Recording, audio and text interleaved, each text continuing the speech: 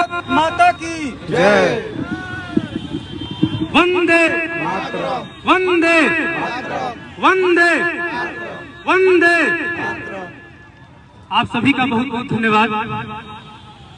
हमारा कार्यक्रम तय समय से कुछ देर बाद शुरू हो रहा है, लेकिन फिर भी आप सभी को हम धन्यवाद देते हैं कि बहुत ज्यादा लेट नहीं हुआ है। आज हमारा आरा, पूरा बिहार, पूरा देश तमाम तरीके की समस्याओं से जूझ रहा है, उसमें हमारा आरा भी अछूता नहीं है। भाइयों, हम आपसे कहना चाहते हैं कि एक आम आदमी को जीने के लिए बहुत सारी चीजों की आवश्यकता होती है। एक आम आदमी को आगे बढ़ने के लिए, परिवार को आगे बढ़ने के लिए, समाज को आगे बढ़ने के लिए, जिले को आगे बढ़ने के लिए, राज्य को आगे बढ़ने के लिए, देश को आगे बढ़ने के लिए तमाम तरीके की चीजों की आवश्यकता होती है। भाइयों, हम आपसे कहना चाहते हैं कि चाहे वो सड़क समस्या हो, चाहे वो सुरक्षा के दृष्टिकोण से कोई भी समस्या हो, चाहे हमारा न्यायिक व्यवस्था हो, चाहे पुलिसिया व्यवस्था हो, चाहे स्वास्थ्य व्यवस्था हो, चाहे शिक्षा व्यवस्था हो, ये दिन प्रतिदिन लगातार लचर होते जा रहा है। भाइयों, आपको हम बताना चाहते हैं कि आज देश में सुरक्षा की क्या स्थिति है, ये आपको समझना पड़ेगा। हमारे आरा में सुरक्षा के नाम पर सिर्फ 2 से 3 थाने हैं। वो थाना सही से फंक्शन नहीं करता है हमारे बीच में। चाहे एक जगह या 2 जगह, 3 जगह समस्याएं एक साथ हो जाती है, तो आप देखिएगा कि हमारी पुलिस असक्षम है। वो एक बार में 2 जगह, 3 जगह नहीं जा सकती है। ऐसे हमारे थाना का स्थिति आज खराब है। आप पुलिस का बर्ताव देखिएगा लोगों के प्रति। पुलिस का बर्ताव क्या है? आप थाना में FIR कराने जाइए, वो आप ही को अपराधी समझ के आपसे पूछताछ करेगी। और बहुत ज्यादा आप पैरवी वाले आदमी हैं तो आपका FIR दर्ज होगा, अदरवाइज FIR भी दर्ज नहीं होगा। तो ये सभी समस्याएं हैं, इन सभी समस्याओं पे हम लोग बात करेंगे।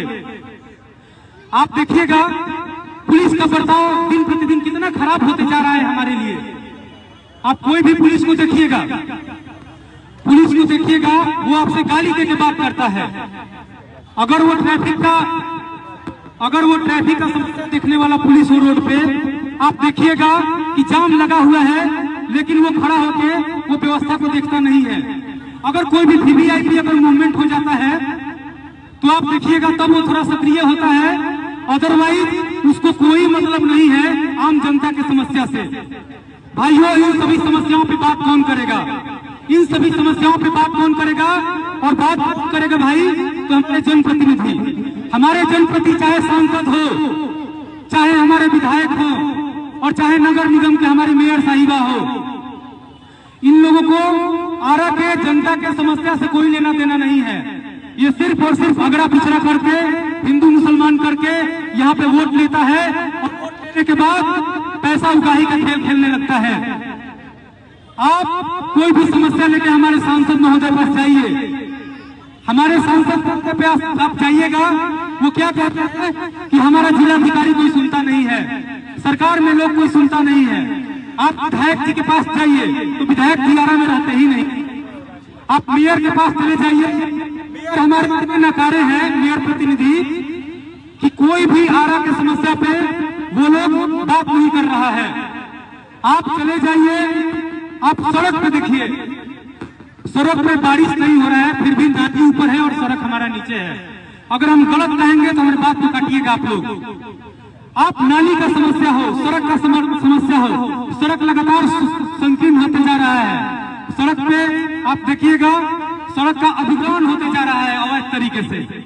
आप बताइए, नगर निगम इन सब पे कुछ नहीं बोलता है, नगर निगम चुप्पी साधे रहता है।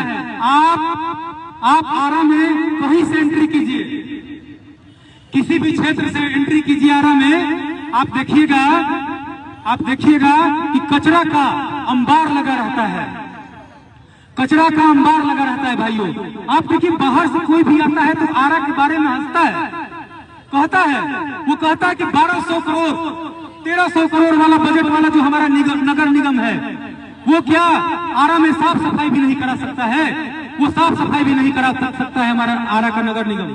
आप बताइए, इस शाहाबाद क्षेत्र में आरा सबसे बड़ा बाजार है, आरा सबसे बड़ा बाजार है, लेकिन वहां पे देखिएगा महिलाएं आसपास के गांव से महिलाएं आती है यहाँ पे मार्केटिंग करने, बाजार करने यहाँ पे महिलाएं आती है। लेकिन आपको देखना पड़ेगा कि आप बाजार में चले जाइए या आरा में कहीं भी चले जाइए, स्टेशन के बाहर आप कैसे भी निकलिएगा, आप देखिएगा महिलाओं के लिए किसी भी सड़क पे टॉयलेट की सुविधा नहीं है।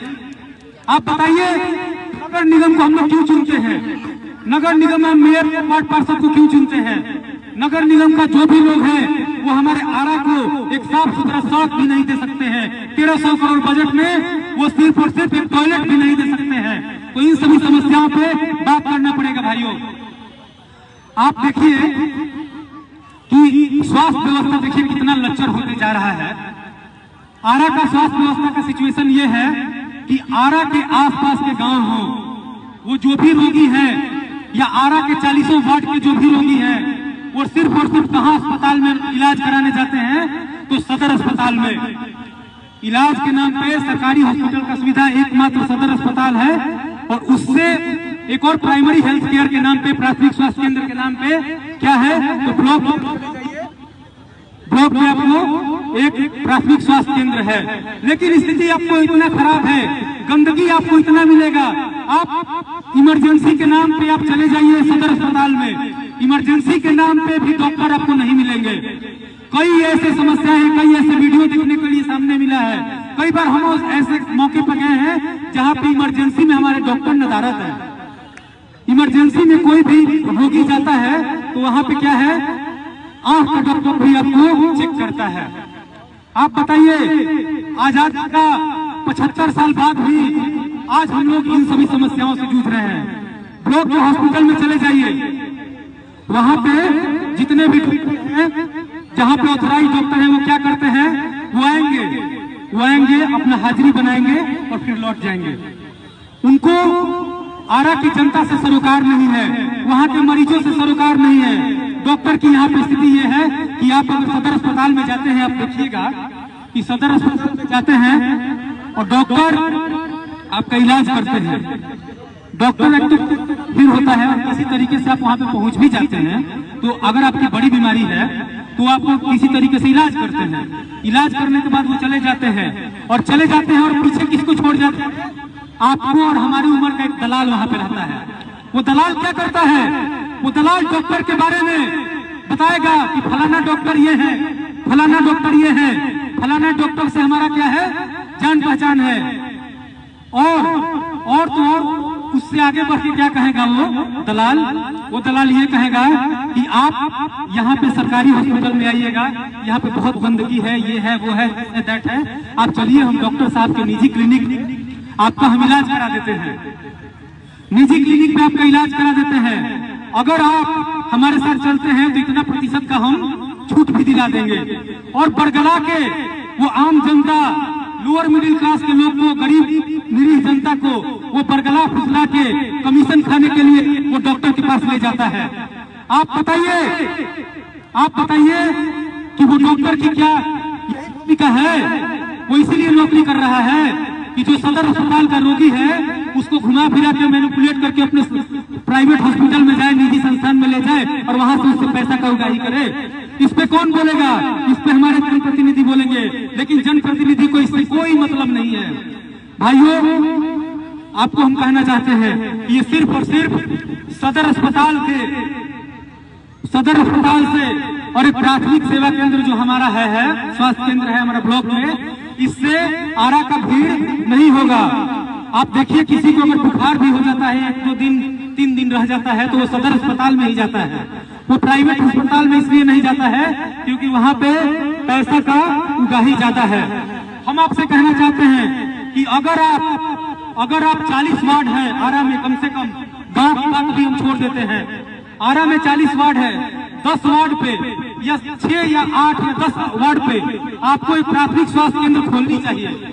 वहां पे ये जो सदर अस्पताल में भीड़ हो रहा है, ये ब्लॉक में प्राथमिक स्वास्थ्य केंद्र में भीड़ हो रहा है, या ब्लॉक की भीड़ की वजह से, सदर अस्पताल की भीड़ की वजह से जो रोगी प्राइवेट संस्थानों में जाके अपना खून चुसवाते हैं, वो तो कम से कम नहीं होगा। तो इन सभी समस्याओं पे आपको बात करना पड़ेगा, इन सभी समस्याओं पे आपको ध्यान में रखना पड़ेगा। भाइयों, ये तो स्वास्थ्य और सुरक्षा की बात है, आपके तमाम क्वेश्चन पूछ सकते हैं, लेकिन हम जैसा ही अपना बात खत्म करेंगे आप सवाल कीजिएगा, हम जवाब देंगे, ठीक है? देखिए, ये स्वास्थ्य और सुरक्षा की बातें हो गई। हम आपसे कहना चाहते हैं कि आप देखिए शिक्षा का कितना जर्जर स्थिति लगातार होते जा रहा है। आपको हम कहना चाहते हैं, आप देखिएगा शिक्षा का व्यवस्था का स्थिति कितना खराब है। सरकारी स्कूलों में, सरकारी कॉलेजों में, सरकारी विश्वविद्यालय में आप देखिएगा कि शिक्षक रहते हैं, लेकिन उन शिक्षक को रेगुलेट करने की कोई बॉडी नहीं है, कोई बॉडी नहीं है जो रेगुलेट करे। जो लोग जाते भी है सरकार की तरफ से निरीक्षण करने, तो देखिएगा वीडियो वायरल हुआ था, जाते हैं वहां पे आराम करते हैं, मटन और मुर्गा और मछली खाते हैं और लौट जाते हैं, रिपोर्ट सकारात्मक राज्य सरकार को दे देते हैं। आप जो हमारे बच्चे हैं, कल के भारत के भविष्य होंगे, जो कल के भारत के भविष्य होंगे, वो बताइए, वो उन्हीं के हवाले है। देश के 80% जनसंख्या गांव में निवास करती है और देश के लगभग हमको लग रहा है कि 75%, 70 से 75% बच्चे जो है वो क्या करते हैं, सरकारी स्कूल, सरकारी विश्वविद्यालय में पढ़ते हैं। आप बताइए, जब तक सरकारी विश्वविद्यालय और स्कूलों की समस्या सुदृढ़ नहीं होगी, समस्या पे कोई बात नहीं करेगा, आप बताइए वही बच्चा जो कल का भारत होगा, वही बच्चा जो आज एक किताब भी नहीं पढ़ पा रहा है।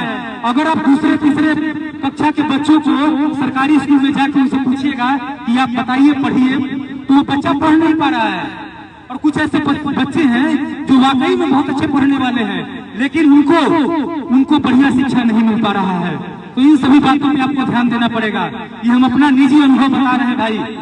आप चले जाइए यूनिवर्सिटी में, चले जाइए कॉलेज में, ऐसे ऐसे प्रोफेसर की बहाली हुई है, ऐसे ऐसे प्रोफेसर की बहाली हुई है जो आपको, जो उनको सिलेबस पढ़ाना है, वो सिलेबस अगर बोल दे, अगर वो ऑन कैमरा हम इस बात को बोल रहे हैं, बहुत लोग यहाँ पे कैमरा ऑन किए हैं, ऑन कैमरा हम इस बात को बोल रहे हैं, अगर वो प्रोफेसर, अगर वो शिक्षक उसको क्या पढ़ाना है, वो पढ़ाई लिखाई छोड़ दीजिए, क्या पढ़ाना है कम से कम इस बात को भी अगर बोल देता है तो हम अपना नाम बदल देंगे भाइयों।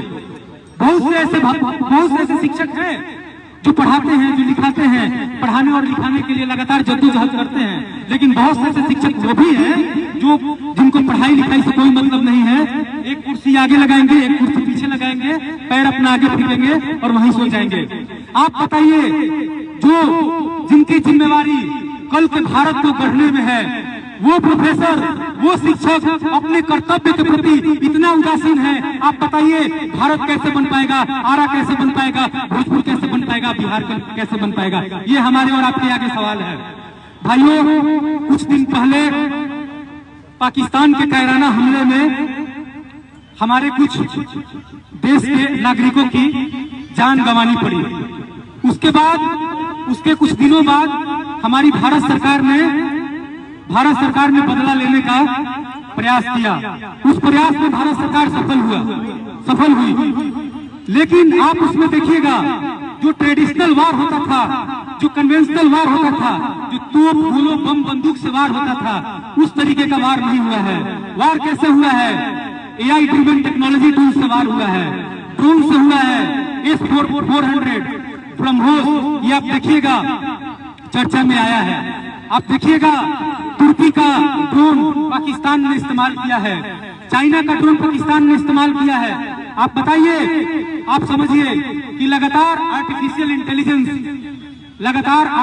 इंटेलिजेंस हर जगह हावी हो रहा है। आप बताइए, हम आर्टिफिशियल इंटेलिजेंस के मुकाबले इतना पीछे जा रहे हैं, और पीछा होने का कारण है क्योंकि हम भारत का ग्रोथ सिर्फ और सिर्फ IIT college, NIT college, JNU, DU और बड़े बड़े कॉलेजों के मानक पे तय करते हैं। हम ये नहीं देखते हैं कि आरा का वीर कुंवर सिंह विश्वविद्यालय भी एक विद्यालय है, महाविद्यालय है और विश्वविद्यालय है। बिहार का छपरा भी एक विश्वविद्यालय है, मुंगेर विश्वविद्यालय भी एक विद्यालय है, पटना यूनिवर्सिटी भी एक विश्वविद्यालय है। आपको हमको समझना पड़ेगा कि वहाँ का शिक्षा स्थिति क्या है। वहाँ के बच्चे जब पढ़ते हैं, चाहे वो साइंस एंड टेक्नोलॉजी के मामले में डिग्री हासिल करते हो, चाहे वो आर्ट्स के मामले में डिग्री हासिल करते हो, चाहे वो मास कॉम के नाम पे, चाहे मेडिकल के नाम पे तमाम तरीके के डिग्री हासिल करते हो, आपको सोचना पड़ेगा, आपको समझना पड़ेगा कि वो जो बच्चे हैं वो किस तरीके का शिक्षा लेके और मार्केट में उतरे हैं। आप उन बच्चों से क्या अपेक्षा कर सकते हैं? क्या वो बच्चे आर्टिफिशियल इंटेलिजेंस के मामले में, तमाम तरीके के टेक्नोलॉजी के मामले में, तमाम तरीके के मेडिसिन के मामले में वो दुनिया के लोगों को, आईआईटी के बच्चों को क्या कम्पीट कर पाएंगे? क्या उनको टक्कर दे पाएंगे? ये बात आपको ईमानदारी से बोलिएगा, ये नहीं कर पाएंगे। क्यों नहीं कर पाएंगे? क्योंकि जो जमीनी स्तर पे जो हमारी शिक्षा व्यवस्था है, जो हमारी जमीनी स्तर पे शिक्षा व्यवस्था है, उसको सुदृढ़ करने की आवश्यकता है। जितना हम आईआईटी कॉलेज पर ध्यान देते हैं, जितना हम एनआईटी कॉलेज पर ध्यान देते हैं, जितना हम आईआईएम कॉलेज पे, जितना हम बड़े बड़े मैनेजमेंट कॉलेज पर ध्यान देते हैं, उतना आपको ध्यान आरा के जैन कॉलेज पर भी देना पड़ेगा। उतना ध्यान आरा के महाराजा और महिला कॉलेज पर भी ध्यान देना पड़ेगा। उतना ध्यान आपको Munger university, Chhapra university, Patna university, Nalanda university, Veer Kunwar Singh university के बच्चों पर भी आपको ध्यान देना पड़ेगा। क्योंकि हम हमेशा कहते हैं कि भारत कोई कश्मीर से कन्याकुमारी तक भारत नहीं है। भारत कोई कागज का टुकड़ा हमारा भारत नहीं है। भारत क्या है? भारत हमारे, मान लीजिए यहाँ पे 150 लोग एकत्रित हुए हैं, अभी मान लीजिए रमना मैदान में 1000 लोग उपस्थित हुए हैं यहाँ पे, ये भारत है। अगर भारत की जनसंख्या 140 करोड़ भारत की जनसंख्या है, तो आपको ये तय करना पड़ेगा कि सिर्फ और सिर्फ आईआईटी और एनआईटी कॉलेज में पढ़ने वाले भारत के लोग नहीं हैं, भारत के बच्चे नहीं हैं। आपको ये तय करना पड़ेगा कि जो फिजिक्स ऑनर्स हो, चाहे फिजिक्स में एमए कर रहा हो, चाहे वो जैन कॉलेज का लड़का हो, चाहे महाराजा कॉलेज का लड़का हो, चाहे महिला कॉलेज की कोई हमारी बच्ची हो, चाहे यूनिवर्सिटी में पढ़ रहा कोई बच्चा हो, वो भारत का हिस्सा है। अगर 5000 बच्चे हमारे विश्वविद्यालय में पढ़ते हैं और 5000 बच्चों की शिक्षा की आप गुणवत्ता पे ध्यान दे देते हैं, तो 5000 बच्चा 140 करोड़ भारत अपने आप तैयार हो जाएगा। इसको किसी के आगे मुंह दिखने की जरूरत नहीं है भाइयों, इस बात पे आपको ध्यान देना पड़ेगा। छोटी छोटी जो जरूरत है हमारी, छोटी छोटी जो मांगे हैं, उस पर सरकार को ध्यान देना पड़ेगा। और हम आपसे कहते हैं कि सिर्फ इसमें प्रधानमंत्री को दोष देने से नहीं होगा, सिर्फ इसमें मुख्यमंत्री को दोष देने से नहीं होगा। जो लोकल व्यवस्था है, चाहे यहाँ पे ब्यूरोक्रेट्स हो, चाहे एसपी साहब हो, चाहे डीएम साहब हो, चाहे हमारे सांसद महोदय हो, चाहे मेयर साहिबा हो, चाहे हमारे विधायक महोदय हो, जो कभी दिखते नहीं है, इन सब की जिम्मेदारी है कि उनका जो संसदीय क्षेत्र है, नगर निगम का क्षेत्र है, विधानसभा का क्षेत्र है, उनमें रहने वाले बच्चे आपके बच्चे हैं, उनमें रहने वाले जो जनता है आपकी जनता है, उन जनता का ख्याल, उन बच्चों का ख्याल आपको करना पड़ेगा। आप अगर विधायक है, सांसद है, मेयर है, आपको तमाम स्कूल में विजिट करना पड़ेगा कि जो सरकारी स्कूल है, आप देखिएगा, सरकार तो हमसे बोल देती है कि इतना 1000 करोड़ हम शिक्षा के नाम पे निकाल दिए हैं, लेकिन वो बजट आपके बच्चों को कितना हित करता है, वो बजट आपके बच्चों को कितना फायदा देता है, इसकी जिम्मेदारी लोकल प्रशासन की होती है, हमारी और आपकी है। हम देखते हैं कि बच्चे कितना पढ़ रहे हैं और कितना नहीं पढ़ रहे हैं, इस पे आपको ध्यान देना पड़ेगा।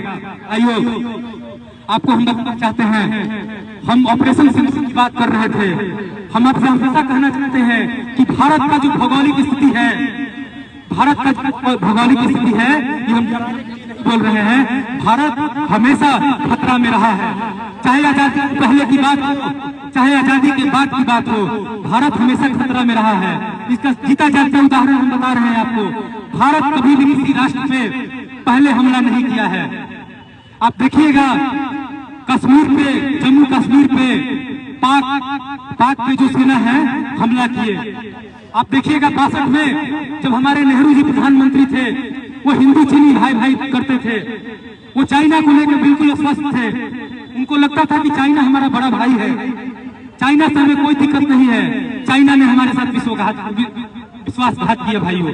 तो इन सभी बातों पे आपको ध्यान देना पड़ेगा। समय दर समय आप बताइए पाकिस्तान की हमारे आगे क्या हैसियत है?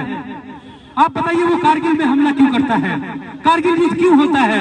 इन सब पे आपको भी ध्यान देना पड़ेगा और इन सब पे आप ध्यान तभी दे पाइएगा जब हमारे बच्चे पढ़े लिखे होंगे, वो तार्किक तरीके से बातों को समझेंगे, वो समझेंगे कि भारत की भौगोलिक स्थिति क्या है, आर्थिक स्थिति क्या है, भारत का मार्केट स्ट्रेटेजी क्या है। उन सबको समझने के लिए आपको समझना पड़ेगा, अपने बच्चों को पढ़ाना पड़ेगा। आप बताइए, हम आपको कहना चाहते हैं कि लगातार चाहे चाइना हो, चाहे अमेरिका हो, चाहे पाकिस्तान हो, चाहे विश्व के कोई भी देश हो, वो हमेशा चाहते हैं कि भारत लड़ाई में उलझा रहे। कुछ दिन पहले जब ऑपरेशन सिंदूर हुआ तो आप लोग देखिएगा कि विश्व के साथ साथ भारत की जनता भी चाहती थी कि हम लोग युद्ध करें, पाकिस्तान में घुस जाएं, लाहौर में घुस जाएं, पीएम में ले लें। हम आएंगे, उस पे आएंगे, आपकी बात पे आएंगे, हम तमाम तरीके के सवाल आपसे लेंगे। हमारी जैसे ही बात खत्म होगी हम सभी के सवाल को लेंगे। हम आपसे बताना चाहते हैं कि आप देखिए, युद्ध ऐसे नहीं होता है, युद्ध रमना मैदान में बैठ के नहीं होता है। ये आपको और हमको समझना पड़ेगा। युद्ध की एक नीति होती है और उसके लिए नीतिगत फैसला लेना होता है। नीतिगत फैसला लेना क्या होता है, ये हमारे एक्सपर्ट लेते हैं, ये हम और आप नहीं ले सकते हैं। इसके लिए हम आपसे कहना चाहेंगे कि अभी हमारी नैतिक जिम्मेवारी है। हम देश की सुधारने की बात छोड़ दीजिए, हम आपसे कहना चाहते हैं कि आपके अगर 4 बच्चे हैं, 2 बच्चे हैं, 3 बच्चे हैं, 5 बच्चे हैं, मैटर नहीं करता है कि आप किस स्थिति में है। मैटर ये करता है कि आप अपने बच्चों के पढ़ाई पे ध्यान दीजिए, जी तोड़ मेहनत कीजिए, अपने बच्चों को पढ़ाइए। आप अगर बड़े भाई हैं तो छोटी बहन को पढ़ाइए, अगर बड़ी बहन है तो आपकी जिम्मेदारी बनती है कि छोटे भाई को पढ़ाइए। अगर आप पढ़े लिखे हैं तो आपकी जिम्मेदारी बनती है कि उसको ट्यूशन भेजने के साथ साथ उसके साथ भी बैठे। हम कई गार्जियन को देखते हैं, यहाँ पे कई गार्जियन को देखते हैं कि घर पे जाकर मोबाइल लेकर रील स्क्रॉल करते रहेंगे, समाचार सुनते रहेंगे, लेकिन वो अपने बच्चों के साथ बैठते नहीं है। आपको अपने बच्चों के साथ बैठने की जरूरत है। वो बच्चा के मन में क्या चल रहा है, वो पढ़ाई के प्रति कितना संवेदनशील है, वो कृति के प्रति कितना संवेदनशील है, वो पेड़ों के प्रति कितना संवेदनशील है। इन सब पे आपको बात करना पड़ेगा। और इन्हीं सब तमाम बातों के साथ हम आपसे कहना चाहते हैं कि जब वो बच्चा बड़ा होगा, जब वो एक जिम्मेदार नागरिक होगा, तो ऑलरेडी हमारा भारत 1/140 करोड़ भारत आगे बढ़ जाएगा। हमको आगे बढ़ने की जरूरत नहीं है। इसीलिए हम कहते हैं कि चाहे स्वास्थ्य व्यवस्था हो, शिक्षा व्यवस्था हो, सुरक्षा व्यवस्था हो, इस पे हमको आज जरूरत है। भाइयों, आज आप देखिएगा कि रोजगार को लेकर लगातार हल्ला मच रहा है। आज देखिए कि किसानी की स्थिति क्या है। किसान का बेटा किसान नहीं बनना चाहता है, और किसान का बेटा किसान नहीं बनना चाहता, इसमें उसकी गलती नहीं है, क्योंकि किसान का जो उपज होता है उसका सही लागत नहीं मिल पाता है। और आज भी जो हमारा जो शाहबाद है वो धान का कटोरा है। आप देखिएगा कि जितने भी किसान हैं सिर्फ और सिर्फ क्या उगाते हैं, धान और चावल उगाते हैं। हमारी भी खेती होती है, हम सिर्फ और सिर्फ धान और चावल उगाते हैं। बहुत ज्यादा अगर उगाएंगे तो मक्का उगाएंगे, लेकिन उसकी क्वांटिटी धान और गेहूं उतना नहीं होती है। आप देखिएगा कि हम अभी भी सब्जी ज्यादा से ज्यादा नहीं उगा पाते हैं। आप अभी भी देखिएगा कि दाल की खेती जितनी होनी चाहिए उतना हम लोग नहीं कर पाते हैं। आप देखिएगा धान और चावल के बीच में 3 महीने 4 महीने का जो गैप होता है, उसमें हमारा अगर जिलाधिकारी चाहे, हमारा अगर विधायक चाहे, सांसद चाहे, तो सेमिनार आयोजन करके कृषि विभाग की मदद से किसान को ट्रेन किया जा सकता है कि आप कौन से फसल को उगाइए, आप स्मार्ट कृषि की तरफ बढ़िए, जिससे आपका अन्न का चाहे कुछ भी आप उपज करते हो उसका सकल मूल्य संवर्धन के जरिए उसका फूड पैकेजिंग करके आप पहले से ज्यादा पैसा कमा सकते हैं। भाइयों, आप ये देखिएगा किसानी में सबसे बड़ी क्या समस्या होती है। किसानी में समस्या क्या होती है कि आप देखिएगा कि किसानी तो एक आदमी करता है, अगर पिता किसानी करता है तो माता भी घर में किसानी में ही लगी रहती है। उसके जो बेटे होते हैं वो भी किसानी में लगे रहते हैं। तो देखने के लिए तो किसानी में लगते हैं, लेकिन एक तरीके से वो बेरोजगार है। तो उनको कैसे रोजगार से जोड़ा जाए, किसानी को और कैसे स्मार्ट कृषि में बदला जाए, इसके लिए हमको और आपको समझना पड़ेगा। इस पे हमको आपको बात करनी पड़ेगी। केंद्र सरकार की, राज्य सरकार की जो तमाम योजनाएं हैं वो हमारे किसान की तरफ, किसान के पास कैसे पहुंचे, किसान के पास ज्यादा से ज्यादा कैसे पहुंचे, आपको हमको समझना पड़ेगा। आपको हमको हमारे जो जनप्रतिनिधि है, विधायक है, सांसद है, जो जिलाधिकारी है, उसको समझना पड़ेगा कि उसका फायदा, सरकार के तमाम नीतिगत फैसलों का जो फायदा है वो समाज के अंतिम पंक्ति में खड़े आदमी के पास कैसे पहुंचे। भाइयों, आप देखिएगा कि हमारे माननीय प्रधानमंत्री जी विकसित भारत की बात करते हैं। माननीय प्रधानमंत्री जी जब विकसित भारत की बात करते हैं तो हमारा भी सीना चौड़ा हो जाता है। लेकिन हम आपको कहना चाहते हैं कि जब माननीय प्रधानमंत्री जी हमारा विकसित भारत की बात करते हैं तो उस विकसित भारत में उसका योगदान, जो सड़क पे जूता सी रहा मोची हो, चाहे ठेला चला रहा हो, चाहे हमारा छोटा व्यापारी हो जो सुबह दुकान खोलता है और रात में 10 बजे जाता है अपने परिवार का भरण पोषण करते हुए, चाहे वो हमारे ब्यूरोक्रेट्स हो, चाहे देश के राष्ट्रपति हो, चाहे विधायक हो, सांसद हो, वार्ड पार्षद हो, मेयर हो, सबकी, आपकी और हमारी सबकी भूमिका सुनिश्चित हो, ऐसा रोड मैप पे काम करना पड़ेगा भाइयों। इससे हमारा देश बनेगा। और देश, हम हमेशा चाहते हैं कि देश सिर्फ और सिर्फ एक आदमी के आगे बढ़ने से नहीं होगा। 140 करोड़ देश की जनसंख्या है और 140 करोड़ देश की जनसंख्या में 140 करोड़ आदमी अगर एक कदम भी आगे बढ़ जाता है तो 140 करोड़ कदम यह देश हमारा बढ़ जाएगा। इन सभी, आप सभी हमारी बातों को पूरे ध्यान से सुने। आपके सवालों का समय आ गया, हम आपका सवाल लेंगे। मेरे साथ एक बार पूरी मजबूती से बोलेंगे, भारत माता की, भारत माता की, वंदे वंदे। बहुत बहुत धन्यवाद।